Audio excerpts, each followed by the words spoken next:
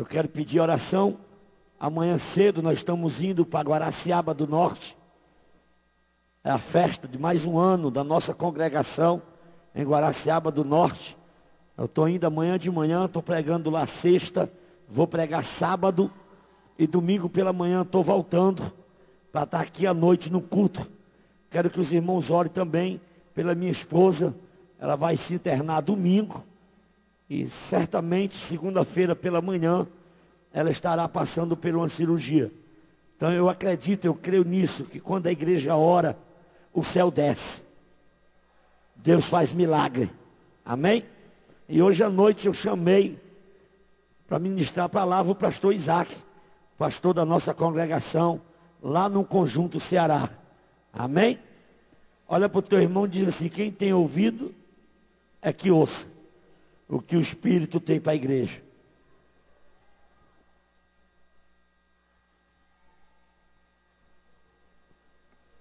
A paz do Senhor, irmãos. Aleluia. É bom estarmos na casa do Senhor, onde há fartura de alegria. É bom nos reunirmos na presença do nosso Deus para exaltarmos o seu santo nome. É bom nos alegrarmos através dos louvores, através da adoração. É bom festejar diante do Senhor. E nesse momento eu queria convidar você para que você abrisse a sua Bíblia e juntos possamos meditar naquilo que Deus tem reservado para nós nessa noite. A cada dia o Senhor tem algo novo, algo de especial, algo que revela dele para nós. O Yuri, durante a ministração do louvor, ele falou sobre a questão do pai se relacionando com o filho. Eu estava comentando com o pastor que quando os nossos filhos nascem, a gente conhece um pouco deles. A gente acompanhou o período de gestação e a gente conhece desde o nascimento tudo que ele vai fazendo, a gente vai observando, a gente vai caminhando junto. O pai, ele conhece o filho, mas o filho ele não conhece o pai. Para que o filho conheça o pai, ele tem que buscar conhecer, ele tem que procurar conhecer do pai. E muitos pais têm dificuldade de se revelar. Muitos pais têm barreira de mostrar para os filhos quem eles realmente são. Mas o Senhor, ele não tem essa barreira. E você vai ter de Deus aquilo que você buscar dele.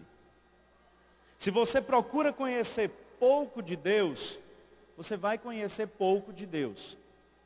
Se você procura conhecer na média, você vai conhecer na média.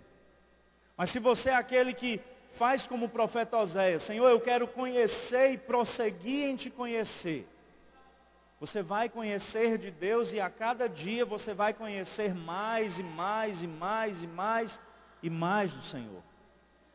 Provérbios capítulo de número 30.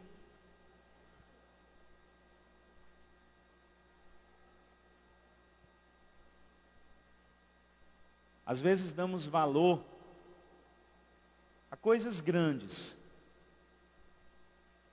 Às vezes damos valor a coisas que chamam a atenção e que às vezes despertam as pessoas que estão à nossa volta por causa daquilo que nós temos.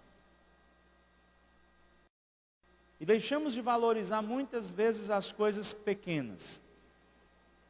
Existe um ditado popular que fala que os melhores perfumes estão nos menores frascos. Existem coisas muito especiais nas coisas pequenas. Aqueles momentos que não são observados, naquelas situações que não são aproveitadas como deveriam ser. Existem lições tremendas. Existem grandes tesouros ocultos nas pequenas coisas. O sorriso de uma criança, o abraço de um amigo, o carinho de alguém que amamos. Pequenas coisas trazem grandes ensinamentos. aos homens mais sábios da terra. Seres muitas vezes irracionais, falam de sabedoria e revelam para nós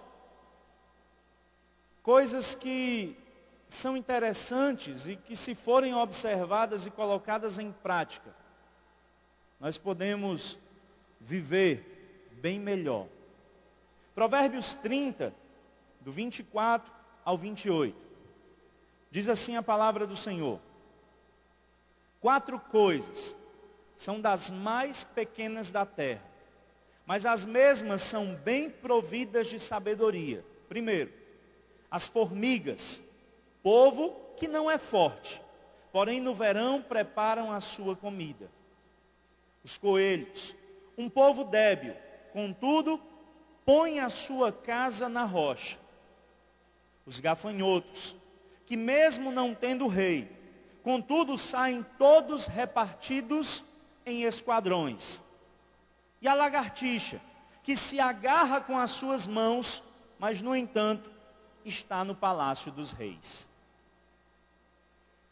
Senhor, nessa noite, eu quero pedir que essa revelação da Tua palavra possa trazer vida ao coração das pessoas que estão neste lugar.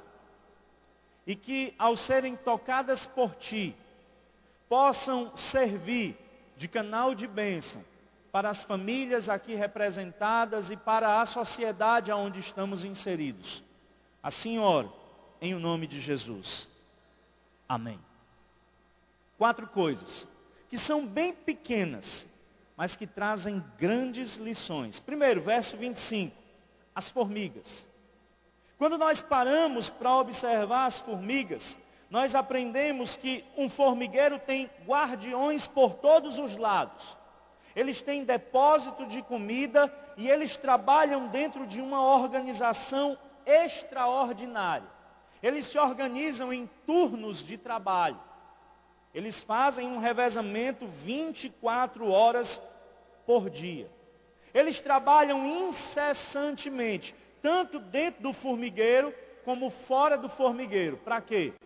Para guardar o mantimento, para que no tempo do inverno elas não precisem sair de casa, mas elas possam desenvolver as suas funções ali dentro do próprio formigueiro.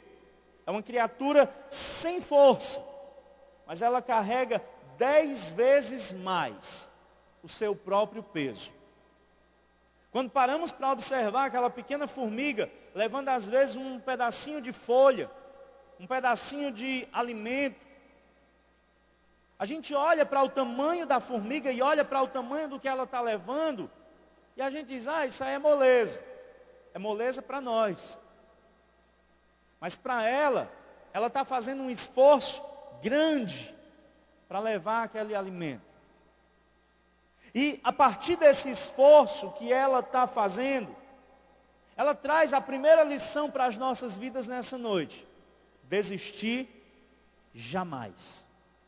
A formiga, ela traz uma lição que fala de persistência.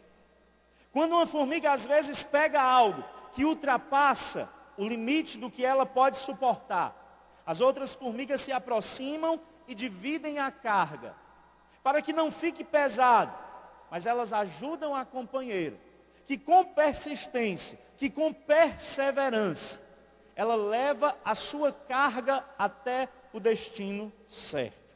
Primeira pergunta que eu tenho para fazer a você nessa noite: como é que você tem levado as cargas no seu dia a dia? Que tipo de carga você tem carregado? Será que você é uma pessoa persistente? Ou será que você é o tipo de pessoa que o primeiro vento contrário que sopra, você está desistindo daquilo que você começou a fazer? Pessoas que desistem, pessoas que param no meio do caminho, nunca chegam em lugar nenhum. Deus não chamou você para que o tempo de vida que você tivesse, você estivesse simplesmente dentro da igreja, sendo alimentado na terça, sendo alimentado na quinta, sendo alimentado nos domingos à noite, apenas engordando espiritualmente e nada fazendo.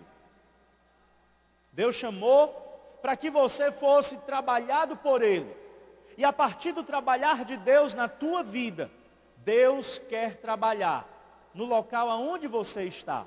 No meio da tua família, lá no teu colégio, na faculdade, no teu trabalho, dentro da própria igreja. Deus quer trabalhar.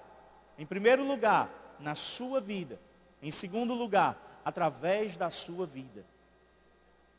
Mas por não entender, muitas vezes, o trabalhar de Deus, a gente quer apressar as coisas. A gente quer pegar uma carga maior do que a que nós suportamos. O ser humano, ele não tem a mesma capacidade que a formiga, que carrega 10 vezes mais. No máximo que o ser humano consegue, no máximo, é 3 vezes o seu próprio peso. E fazendo um esforço muito grande. É por isso que a palavra de Deus nos dá a orientação de que nós não devemos estar sozinhos nessa caminhada. Porque tem horas, irmãos, que a gente precisa dividir a carga. Tem horas que a gente precisa compartilhar. Tem horas que a gente precisa chorar. Tem horas que a gente precisa receber de Deus.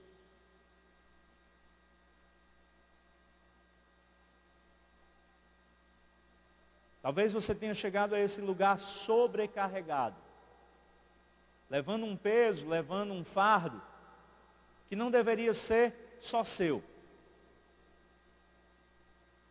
Talvez você tenha chegado a esse lugar dizendo, não, essa é a minha última tentativa. Deus está dizendo para você nessa noite que é hora de você soltar essa carga. É hora de você aliviar essa bagagem. É hora de você descarregar, irmão. Existe algo que é seu. E isso você tem que levar. Mas existem coisas que não são suas. Não carregue o que não é seu. Tem pessoas que têm uma facilidade tremenda de lançar um fardo, de lançar um peso sobre o ombro de outras pessoas. Os fariseus, eles costumavam fazer isso. O próprio Jesus, quando critica os fariseus, ele diz, olha, vocês lançam um fardo pesado demais sobre os ombros de outro, mas vocês não querem mover um dedo para carregar essa carga. E o Senhor, na sua palavra, fala para mim e para você nessa noite. Se você chegou a esse lugar, cansado e sobrecarregado, você está no lugar certo. Troque o seu fardo, troque a sua carga pelo fardo de Jesus. No momento que a gente diz isso, a gente não está dizendo, olha, você não vai mais levar carga nenhuma. Não é isso. Até porque quando se fala de fardo, de carga, se dá o exemplo do animal, do burro, do jumento, que carrega sobre as costas aquela cangalha onde é colocado aqueles depósitos com água. E o burro vai puxando aquela carga, ele vai levando aquele peso sobre as costas. E quando a gente começa a estudar sobre isso, a gente está vendo que a proposta do Senhor não é que você carregue esse peso sozinho, mas é que você divida essa carga com Ele. Porque você não está só nessa caminhada. O Senhor está com você.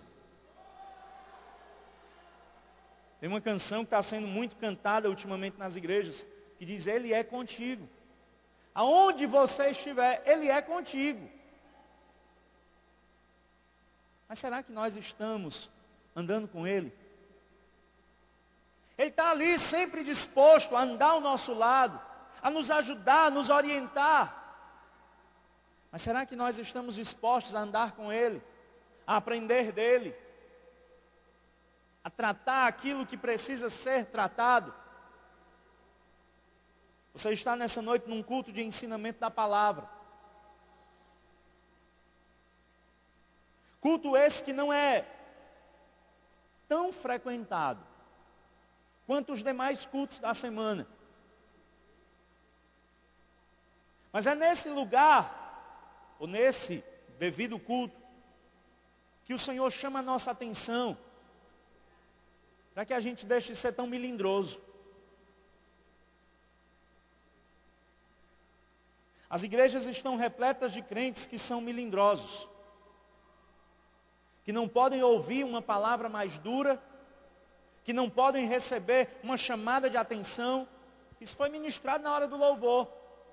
O Senhor, Ele ama e Ele corrige, Ele disciplina a quem Ele ama. E se você não está disposto a receber a correção de Deus, você precisa rever os seus conceitos. Deixe de ser melindroso.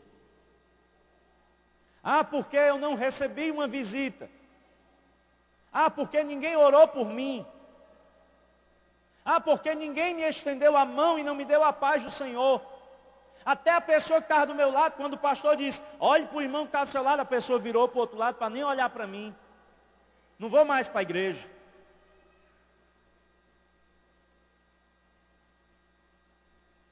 A igreja primitiva, irmãos, ela nos ensina muito a respeito de persistência. Os nossos irmãos na igreja primitiva eram levados para locais públicos, onde eles eram queimados, onde eles eram apedrejados, eram lançados aos leões, e eles não abriam mão da sua fé.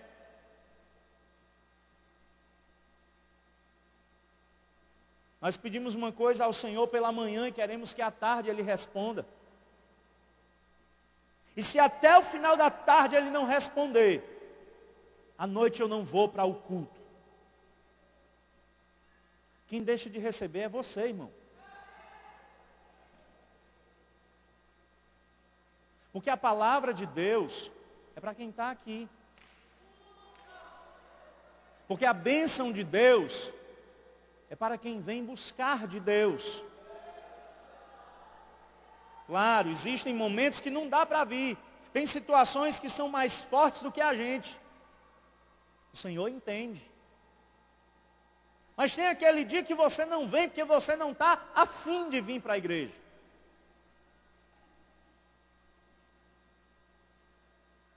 Isso não é coisa de crente que vai para o céu não, irmão. Você tem que ser mais persistente no que você está fazendo. Você entrou numa caminhada que deve ser uma caminhada para frente. E que você não deve recuar.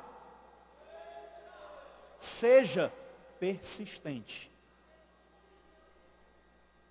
Certa vez ouvimos um exemplo de uma irmã que procura o pastor e diz, pastor, eu aprendi. Eu descobri, eu entendi que toda vez que eu me levanto para fazer a obra de Deus, toda vez que eu me engajo em alguma atividade na casa do Senhor, o diabo se levanta dentro da minha casa. E ele começa a mexer no meio da minha família. E eu já sei o que eu vou fazer. O pastor diz, e o que é, irmã? Ela diz, eu vou parar de trabalhar para Jesus.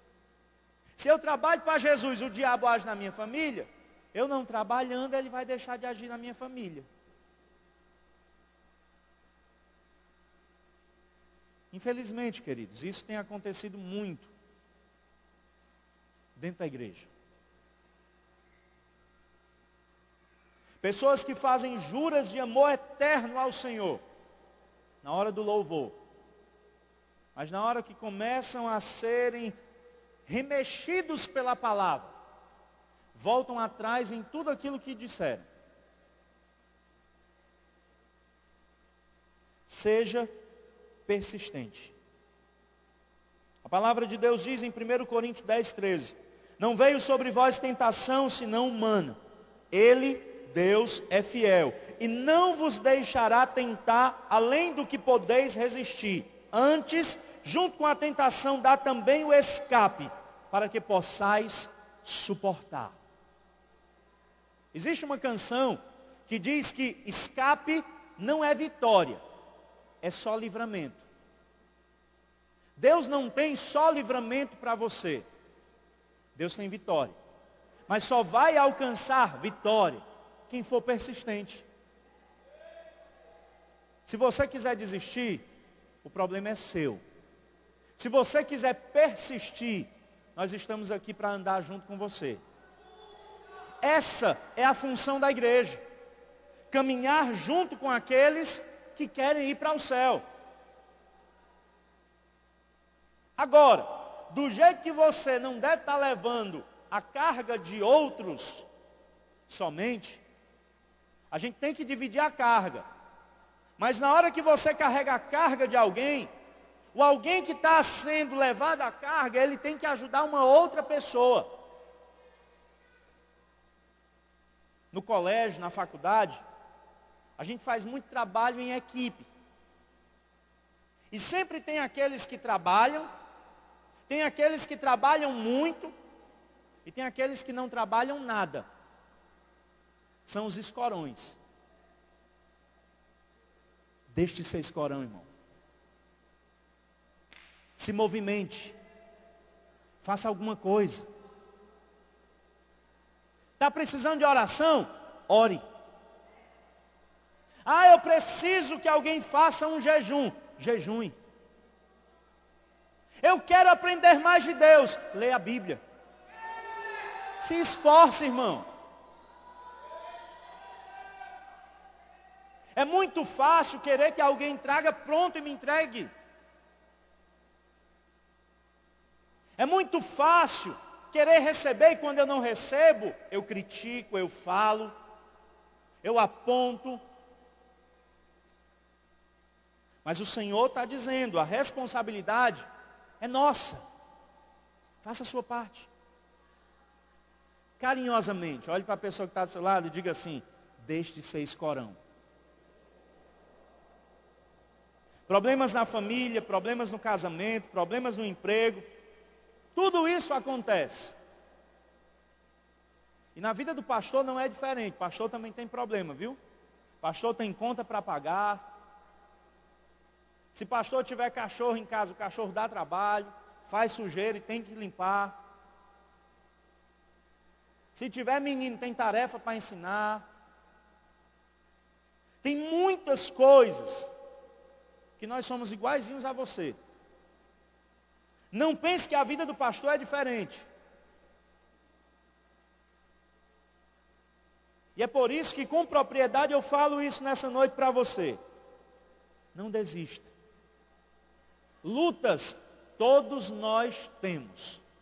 Agora, você pode chegar ao final de uma luta sendo um derrotado.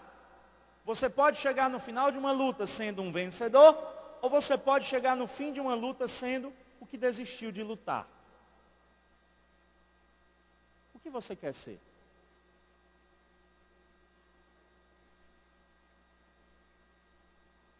Existe uma canção, eu gosto muito de pregar fazendo exemplos com canções, que diz que você tem que persistir, você tem que lutar. A canção diz, não desista, não pare de crer. Lute, irmão, até o fim. Enquanto há vida, há esperança. Enquanto há vida, há esperança. E o único que pode dizer assim, não vai vencer, e você não vencer, é Deus. Mas pelo que eu conheço dele, ele jamais vai dizer isso.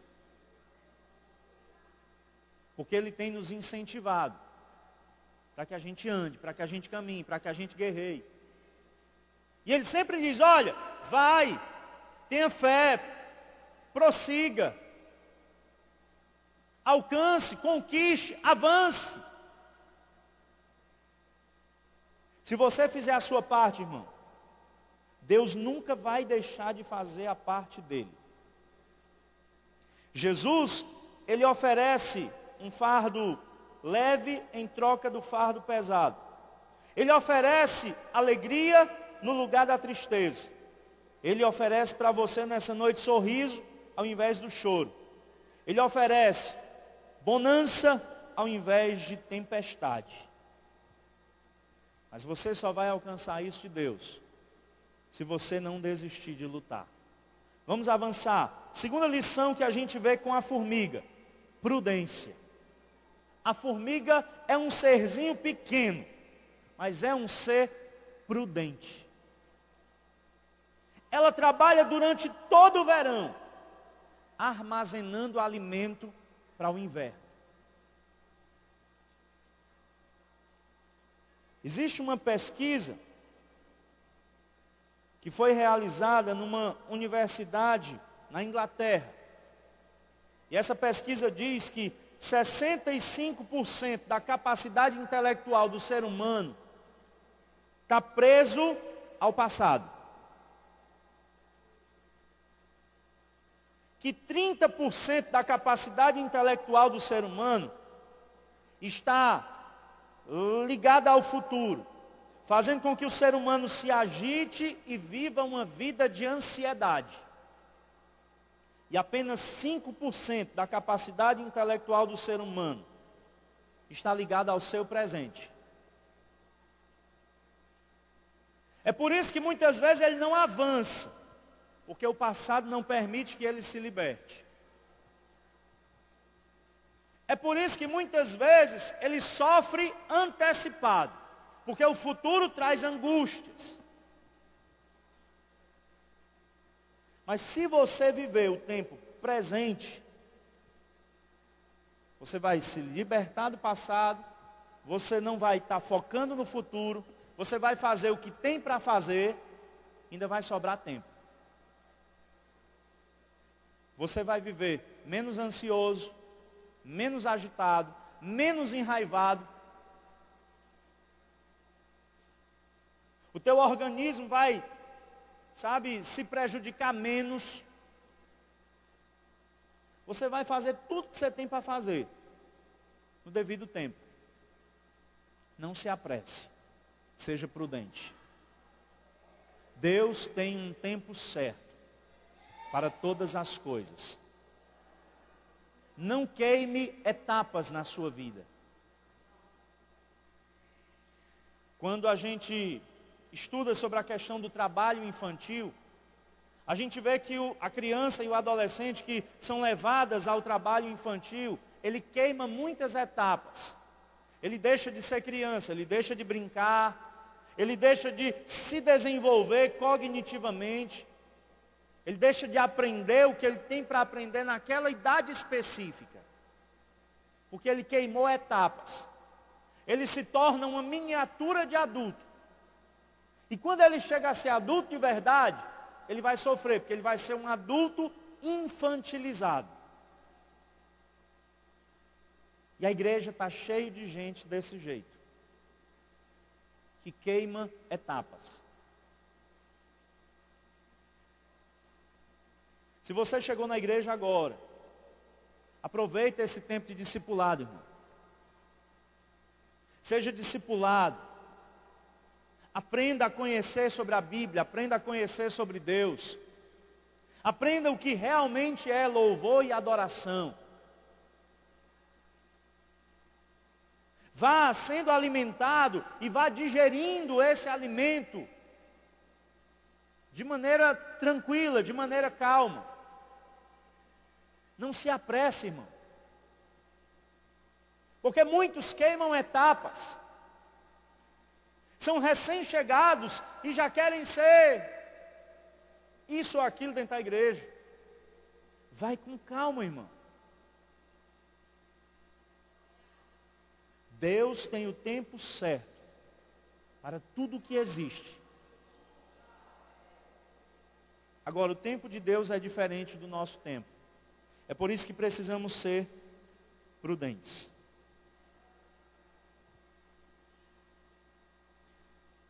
O segundo ser que é pequeno, mas ao mesmo tempo traz uma lição grande. Versículo 26. O coelho. O coelho, ele não tem inteligência, mas ele constrói a sua casa sobre a rocha. Aonde você tem construído sua casa? Jesus, no Evangelho de Mateus, ele diz que existe um homem sábio e existe um homem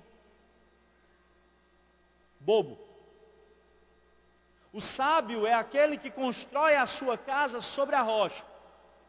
Tem base, tem fundamento. Ele faz um alicerce. O bobo é aquele que constrói a sua casa sobre a areia. Não tem base, não tem fundamento. No momento que sopra o vento, ou vem a água, essa parede vai balançar e vai desmoronar.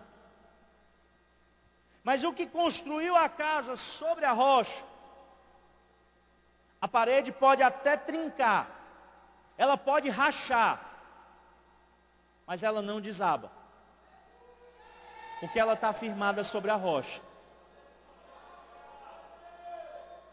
Temos visto e temos acompanhado muitos casamentos rachados, muitas amizades destruídas, sonhos, projetos, vidas completamente inacabadas, porque foram fundamentadas em padrões ímpios. Talvez você tenha estabelecido que a sua família seria o modelo daquela família que a novela está apresentando. Talvez você tenha estabelecido que as suas relações de amizade seriam de acordo com aquele filme que você viu e achou interessante. Talvez você tenha firmado a sua vida na opinião de pessoas que não têm nada de Deus para oferecer. Me perdoe, mas você é um bobão. Porque você está construindo a sua casa sobre a areia. E na hora que a adversidade vier, o casamento, a família, as amizades, vai desmoronar. Mas o coelhinho, ele nos ensina que através da vigilância e da observação do que está à volta, ninguém vai conseguir prender ele. Porque lá na rocha, ele fez um abrigo seguro. Você tem uma oportunidade que muita gente que está lá fora não tem. Você está na igreja e se orgulha em Deus, irmão. Porque você não está em qualquer igreja. Você faz parte de uma igreja que leva Deus a sério. Você faz parte de uma igreja que tem compromisso com a palavra de Deus, que prima pela oração, que caminha lado a lado com o Espírito Santo de Deus. Se alegre, irmão, porque nesse lugar você não está sendo enganado. A verdade tem sido ministrada sobre esse lugar, e você só não coloca em prática se você não quiser. Seja inteligente, seja sábio, construa a sua casa sobre a rocha, e pode vir o que vier, a sua casa não vai desmoronar. O Salmo 91 diz que 1000 cairão ao teu lado, 10.000 à tua direita, mas você não será atingido. Esse exemplo do Salmo 91, ele está dizendo que no meio de uma guerra, você vai ter paz. Se você estiver firmado sobre a rocha, você vai estar na guerra, irmão. Você vai estar guerreando. Com o escudo você vai se defender e vai derrubar 1000. Com a espada você vai se defender e vai derrubar 10.000. Mas você não vai ser atingido. Porque você tem base. Porque você tem alicerce. Porque você está firmado sobre a rocha. E acima de tudo, você vai ter paz no meio da tormenta. Talvez você tenha chegado a esse lugar angustiado. Como ministro de Deus, eu profetizo paz sobre a tua vida nessa noite. Que o Senhor possa trazer bonança. Que Ele possa dispersar a tempestade nessa noite. E que você viva dias de paz. Em o nome de Jesus. O terceiro ser, o gafanhoto. Versículo 27. Os gafanhotos não têm rei, contudo saem repartidos em esquadrões. Eu fui estudar sobre o gafanhoto, eu aprendi algumas coisas legais. Primeiro, o gafanhoto nunca anda sozinho. Ele sempre está de bando, sempre está em esquadrão.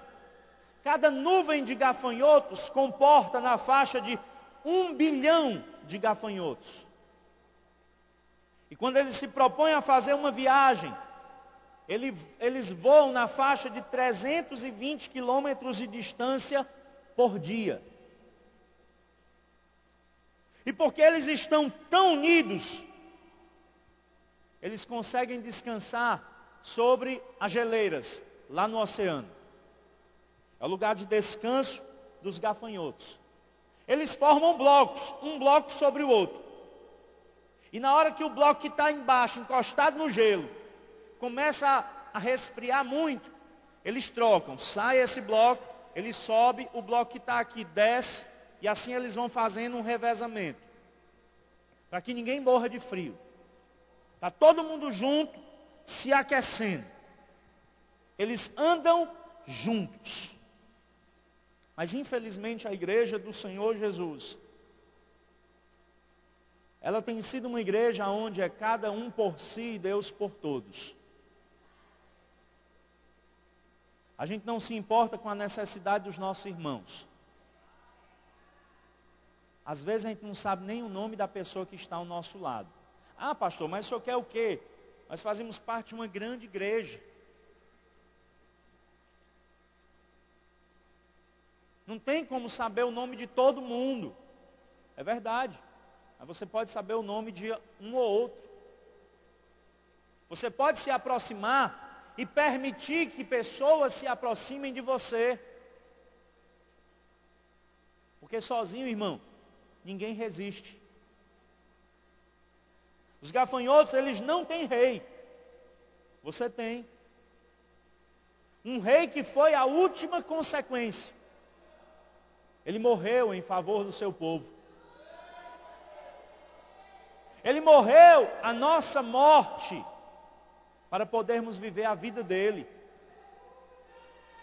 E como família de Deus, o desejo do Senhor é que você viva unido. Lance para longe de você o espírito de divisão, de contenda. Se alguém chegar para você para falar mal de um irmão, bote essa pessoa para correr, querido. Não aceite não. Porque se você... mas eu não estou falando não, eu estou só ouvindo. Você é tão culpado como o que está falando. Porque você está dando ouvidos a essa pessoa. Bote para correr, irmão. Isso não é coisa de crente não. Se você tem o Espírito de Deus, você está entendendo o que Deus está falando nessa noite.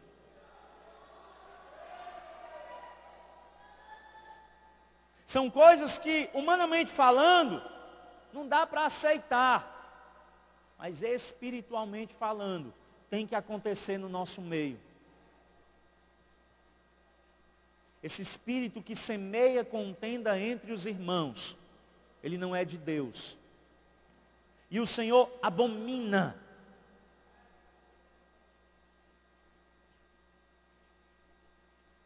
Se você está aqui nessa noite Eu vou usar as palavras do nosso pastor. Deixe de ser ruim. Se você quiser falar mal de alguém, vá falar mal do cão. Se você quiser brigar com alguém, vá brigar com o diabo. Deixe de estar arrumando confusão dentro da igreja, irmão. A Bíblia diz: quem somos nós para julgar os servos alheios? Não, mas o que ele queria fazer era isso, o que ela queria fazer era isso. E você é Deus para conhecer o coração?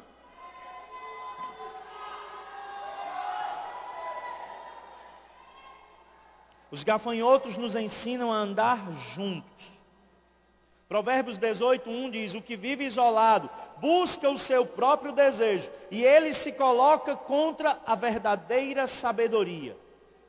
Não viva isolado. Nós somos uma comunidade. Nós somos uma igreja. O povo que deveria andar unido na face da terra se chama igreja. A Bíblia diz que nos últimos dias seríamos reconhecidos pelo amor. Eu acho que quase toda pregação que eu ministro nesse lugar eu falo sobre isso. Infelizmente, a igreja tem sido reconhecida pela falta do amor. Cabe a nós, irmãos, repensarmos a nossa posição como igreja. Porque a Bíblia diz que Deus não mudou. O Deus que era ontem é o Deus que é hoje. E vai permanecer para sempre. A sua palavra não mudou. Nós aqui estamos mudando.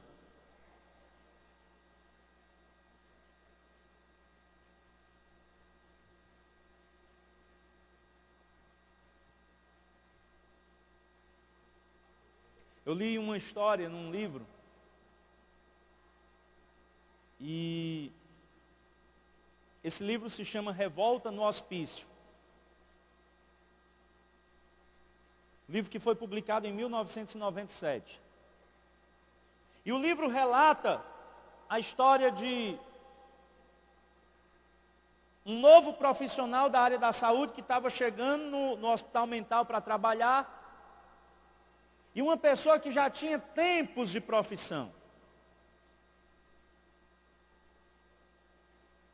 E quando o novato chegou naquele ambiente, que é terrível, irmão. Quantos aqui tiveram a oportunidade de conhecer a realidade de um hospital mental? Pouquíssimas pessoas. É um lugar terrível. Esse semestre eu tive a oportunidade de estagiar num desses lugares, fazendo atendimento em pacientes psiquiátricos. E não é um lugar muito bom de se estar. É um lugar onde você vê pessoas conversando sozinhas. E nem todos os casos são demônio, viu? É um lugar que você vê pessoas vivendo uma realidade que não é a nossa realidade. Causa angústia estar naquele lugar. Mas a conversa desse livro diz o seguinte: o profissional mais novo, chegando no hospital, ele olha para o mais velho e diz assim: eu estou percebendo que existem aproximadamente 80 loucos, 80 doidos, 80 doentes mentais dentro desse hospital, espalhados aqui no pátio. E deve ter uns 10 enfermeiros, uns 10 auxiliares de enfermagem. 10 pessoas trabalhando. Vocês não têm medo que esse povo se junte e venha fazer confusão com vocês não e cause uma rebelião aqui dentro? E o profissional mais experiente disse: não. A gente não tem esse medo. E ele disse: por quê? E ele disse: porque os loucos jamais se unem.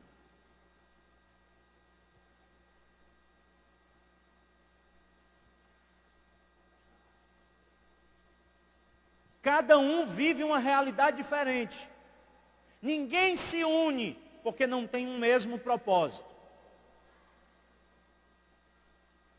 Não seja louco, irmão. Porque só os loucos não se unem. O quarto e último ser, a lagartixa. A Bíblia diz que a lagartixa é um animal indefeso, um animal pequeno, mas ela procura lugares especiais para se esconder. E elas vão até o palácio do rei. E naquele lugar elas buscam proteção, elas buscam alimento, elas se refugiam em lugares seguros, aonde não tenha outro ser que venha devorá-la. Aqui eu tenho dois exemplos, duas ilustrações para trazer para você nesse momento. O primeiro, se nós procurarmos aprender com as lagartixas que buscam abrigo seguro no palácio do rei e buscam o alimento necessário para a sua vida, a gente se compara a elas dizendo o seguinte: nós estamos na casa de Deus, um lugar de proteção, o palácio do rei, e estamos buscando o alimento necessário para a manutenção da nossa vida, a palavra de Deus. Se você veio buscar refúgio, e se você veio buscar alimento, você veio ao lugar certo. A casa de Deus é lugar de proteção e é lugar de alimento para a tua vida. Mas a segunda comparação, ou a segunda lição que eu posso extrair desse texto, é que a lagartixa, ela procura no ambiente onde ela está, pequenos insetos. E ela se alimenta desses pequenos insetos. E como pastores, a nossa função é acabar com esses insetos que têm trazido tanto mal-estar para a vida da igreja. O que é isso, pastor? São ensinos errados. São doutrinas que são baseadas não naquilo que a palavra de Deus diz, mas naquilo que homens desejam para eles mesmos. E a partir desse desejo pessoal, cria-se doutrinas, prega-se sobre isso, e vão enganando e vão engodando a muitos. E vão arrastando uma multidão de pessoas que não se dão o trabalho de pensar, que não se dão o trabalho de refletir, que não se dão o trabalho de orar para dizer: Deus, o que é isso que está acontecendo? Pessoas que vão de um lugar para o outro, buscando ouvir uma nova revelação de Deus. Irmão, a maior revelação de todos os tempos está aí na sua mão.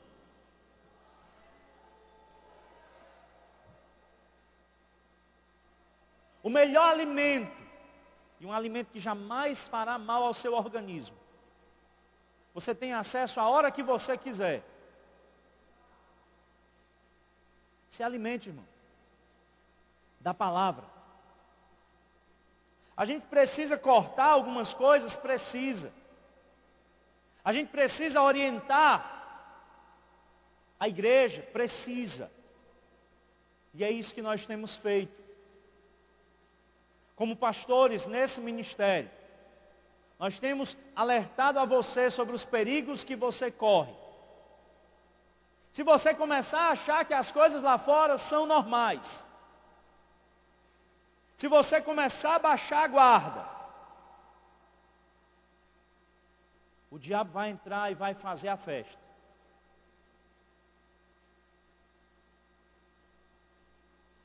e vai dar em você.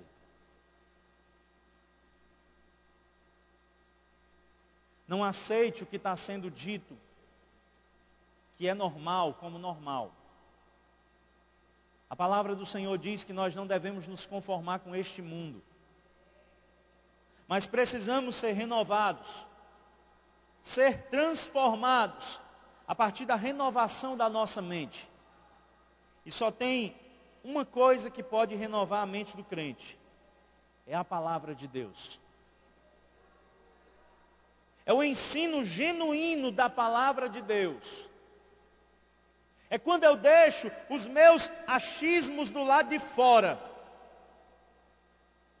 É quando eu acredito no que a Bíblia diz, porque a Bíblia está dizendo, e acabou. Sem arrodeio. Sem muito babado. Sem muita volta.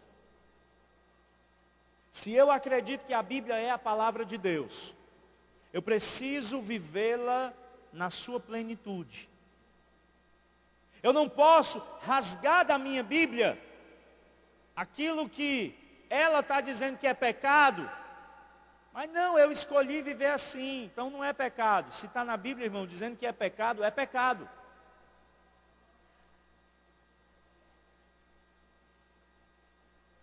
E a gente precisa fazer isso. Abrir mão do que não agrada a Deus. A última canção que cantamos diz: todo dia o pecado bate à sua porta. Todo dia vem a tentação. Todo dia vem as propostas para tentar tirar você do foco, tirar você do alvo.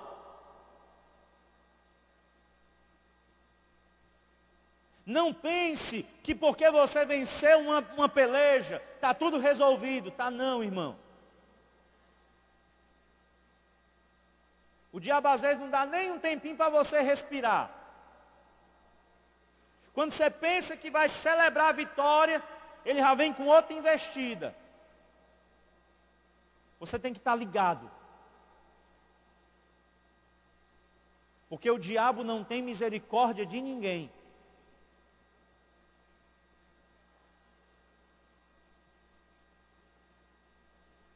Cuidado. Fique atento. Tiago capítulo 1, versículo 5.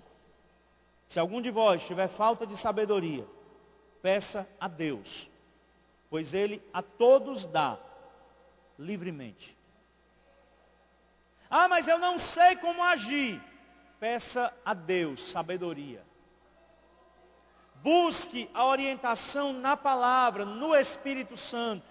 Ah, mas eu não estou conseguindo sozinho. O pastor está aqui para isso. Para caminhar do seu lado, para te orientar.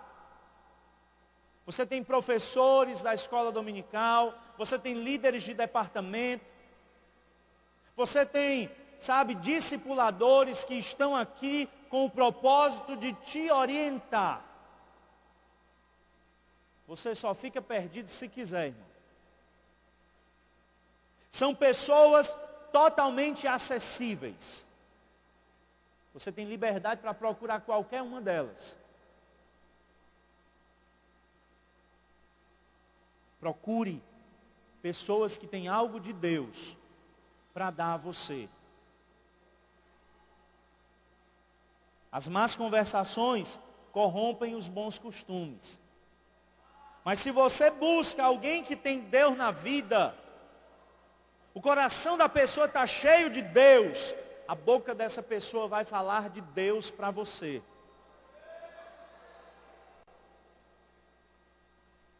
Quatro seres que são pequenos demais, mas são providos de sabedoria, até mais do que a que nós temos. Mas Tiago diz: se você precisa, peça a Deus.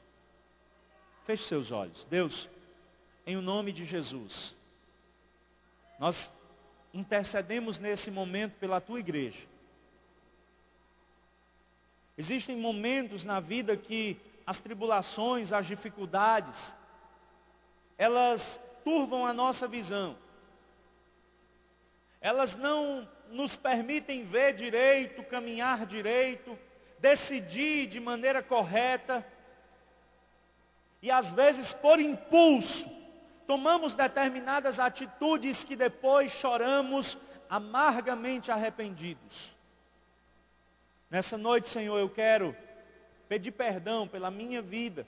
E eu quero interceder também pelo teu povo que aqui se encontra.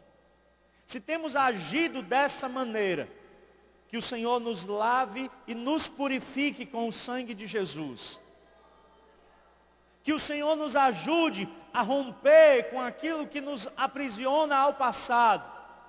Que o Senhor nos ajude para que possamos desfocar daquele futuro que nos causa angústia, ansiedade. Que possamos viver o tempo presente. Que possamos ser persistentes e prudentes em nossas decisões. Que possamos firmar a nossa casa sobre a rocha. Que possamos, Senhor, buscar andar em unidade. E que venhamos nos abrigar na casa do Rei.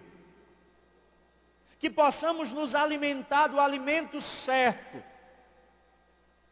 E se mesmo assim ainda nos falta sabedoria, libera nessa noite sobre as nossas vidas, Jesus. Porque a tua palavra diz que se pedirmos do Senhor, o Senhor vai liberar para cada um de nós. Dá sabedoria para os teus filhos, dá sabedoria para as tuas filhas, orienta, direciona, guia pelo caminho certo. E que nós possamos chegar do outro lado do rio, e que possamos cantar o hino da vitória para o louvor e a glória do teu nome. Senhor, agora nesse momento, como tua igreja, nós queremos abençoar a festa que estará começando amanhã lá em Guaraciaba do Norte.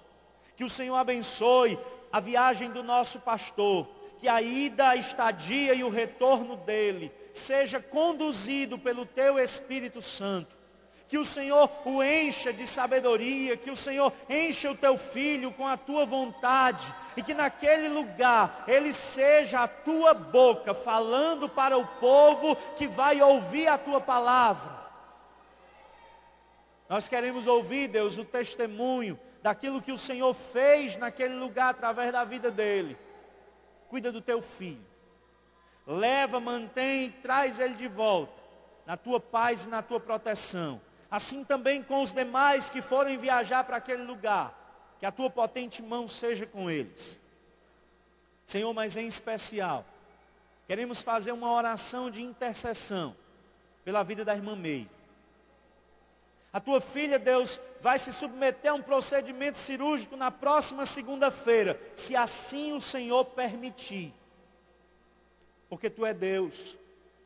Porque tu tem todo o poder em tuas mãos. E se o Senhor quiser fazer o milagre, nós estamos aqui, Deus, para receber, para ver, para nos alegrar com isso.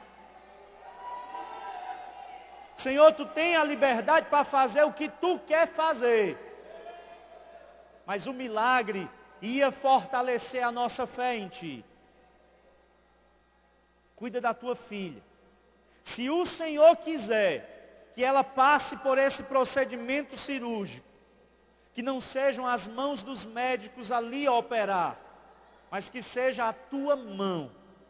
Que o Senhor faça naquele lugar, de uma forma que fique feito. Porque quando tu opera, Deus, nem cicatriz tu deixa.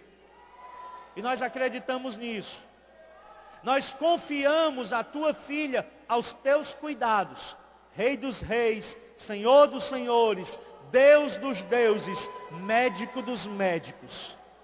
Cuida da tua filha. Faz por ela o que nós não podemos fazer. Faz por ela o que o nosso pastor não pode fazer, Jesus. Faz um milagre, Deus. Faz o milagre acontecer. Nós não cansamos de pedir. Nós não cansamos de te louvar e nem de te agradecer. Faz um milagre na vida da tua filha. Seja com ela, seja com o seu esposo, seja com os seus filhos. Cuida desta família de uma forma especial.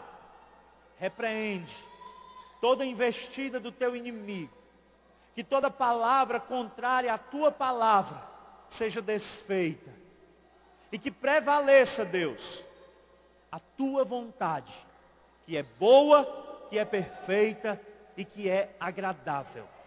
Nós te rendemos graças em nome de Jesus. Amém. Aplauda ao Senhor. Aleluia.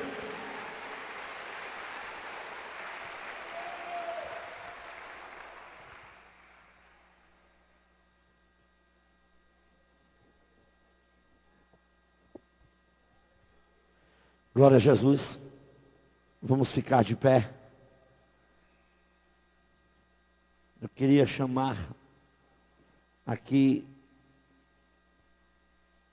uma criança, Maria Valentina, o pai o Yuri e a mãe a Jamila. Cadê a nossa irmã Maria Valentina? Isso, vamos apresentar essa criança. Você ouviu?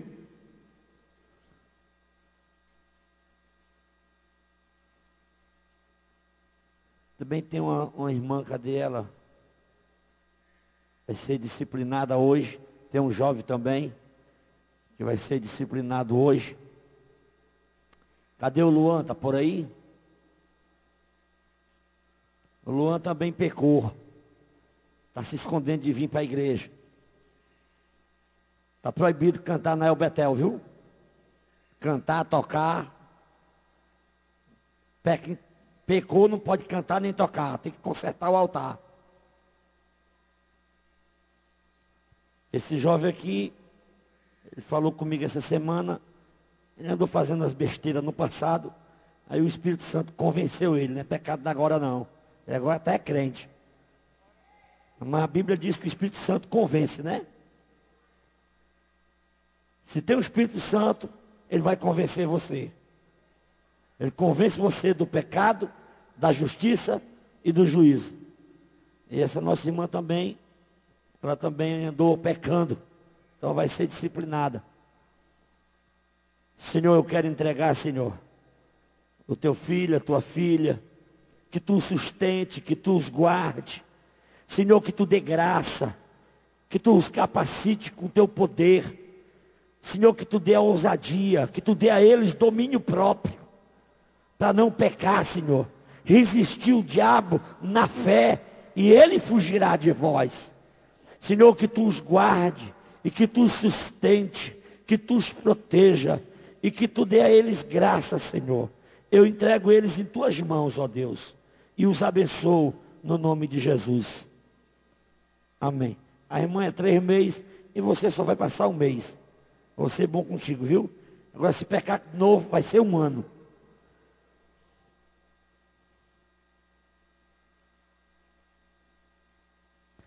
Que a nossa irmãzinha, Senhor, eu quero entregar, Senhor, a nossa irmã Maria nas tuas mãos. Toma a tua serva, Senhor. Que tu o guarde, que tu o proteja. Que tu dê sabedoria ao Yuri, Senhor. Que tu dê sabedoria à sua mãe. Pai, toma este casal. E que esta criança cresça no temor e na obediência à tua palavra. Nós o abençoamos. Em nome do Pai, do Filho e do Espírito Santo. Amém. Pegue aí na mão do seu irmão. Pegue aí na mão do seu irmão agora. Vocês ouviram o que Deus falou? Nós temos que seguir 4 exemplos. O da formiga, o preguiçoso, ele tem que seguir o exemplo da formiga. Trabalha de dia e noite. Temos que seguir o exemplo do coelho, que faz a sua casa na rocha. Ei, você já fez a sua casa na rocha? Você está firmado na rocha? Se está firmado na rocha, meu irmão, não te preocupa com os vendaval, não. Não te preocupa com as tempestades, não. Não te preocupa contra os ventos contrários, não. Porque quem está na rocha não é tombado nunca. Quem está na rocha não é destruído nunca. Quem está na rocha não pode voltar atrás. Ei, O quarto exemplo é da lagartista. Mora nos palácios.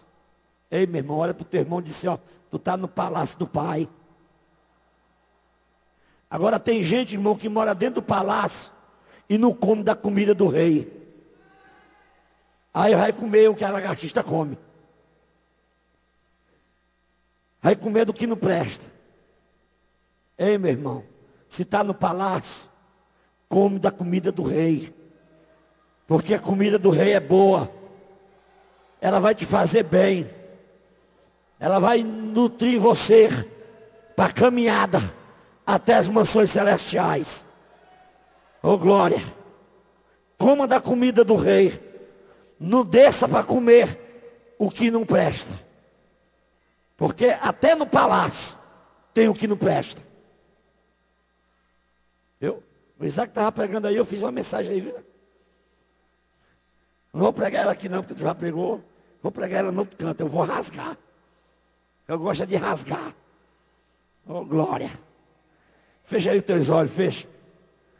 Eita. Senhor, obrigado pela tua palavra, Senhor. A tua palavra é viva, é eficaz. A tua palavra é como espada que corta dos dois lados. Obrigado, Senhor, porque a tua palavra, ela não volta vazia. Antes, Senhor, ela cumpre aquilo que lhe apraz. E eu creio que nesta noite a tua palavra, Senhor, ela penetrou em nossa alma. E eu creio que ela vai fazer efeito. Nós vamos tomar posições e vamos tomar decisões a qual nunca tivemos, ó Deus. Ó Pai, que tu abençoe o teu povo, que tu abençoe a tua igreja, que tu abençoe os pastores das congregações, que tu abençoe a cada membro, a cada congregado, que tu abençoe a cada líder de departamento. Ó Senhor, que tu passe sobre as nossas vidas o teu sangue, ó Deus. Leva-nos em paz, Senhor. Acampa os teus anjos ao nosso redor. Livra-nos de todo mal. É o que nós te pedimos, Senhor, e já te agradecemos. Amém. Que a graça do Senhor Jesus, o amor de Deus, a comunhão, as consolações e o poder do Espírito Santo seja com todo o povo de Deus, agora e para sempre. Se você crê como eu creio, abre a tua boca e diz assim, ó, amém! Antes de sair, ó, olha para o teu irmão e diz assim, a paz